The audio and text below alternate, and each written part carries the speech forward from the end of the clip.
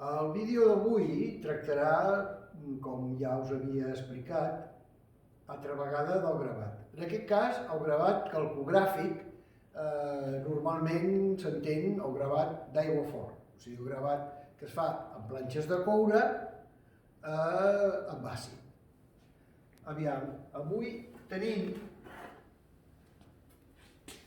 una planxa que després, aquesta planxa, s'ha estampat a la tècnica que es diu a la popé. A la popé consisteix que l'estampador posa a cada lloc un color diferent a cada part de la planxa.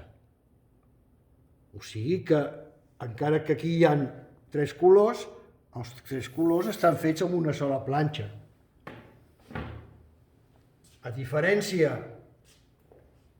del gravat de sota, del gravat de Sant Jordi, on hi ha popé, o sigui, també s'ha posat color a diferents llocs, però que hi ha 2 planxes.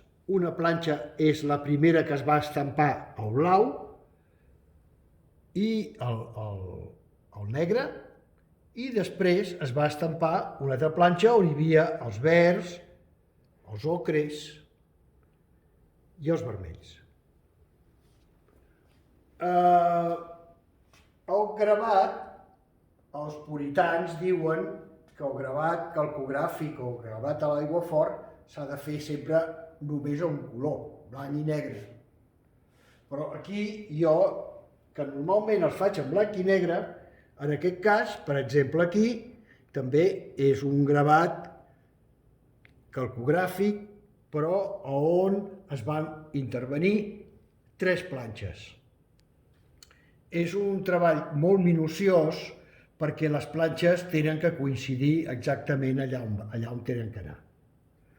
Després, una altra opció de fer un gravat en color és fer un gravat amb un color que no sigui el negre, amb un fons de resina que hi dona tot un to, on es fan unes reserves perquè surti només el color blanc, i on el mateix color aquest està molt gravat i molt incisiu, surten colors molt foscos o molt saturats, com en aquest fet en blau ultramar.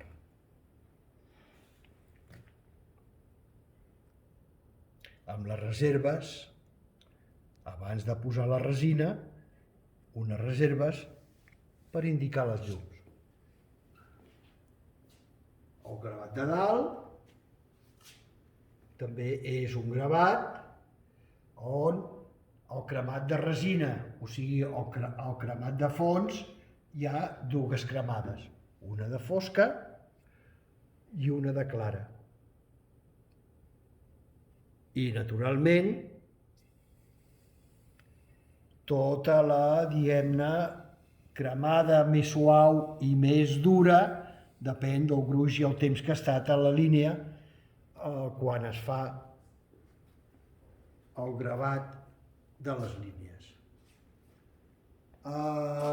La propera vegada farem un vídeo ensenyant gravats només fets amb color blanc i negre. Si us ha agradat, continueu a les vostres subscripcions i moltes gràcies.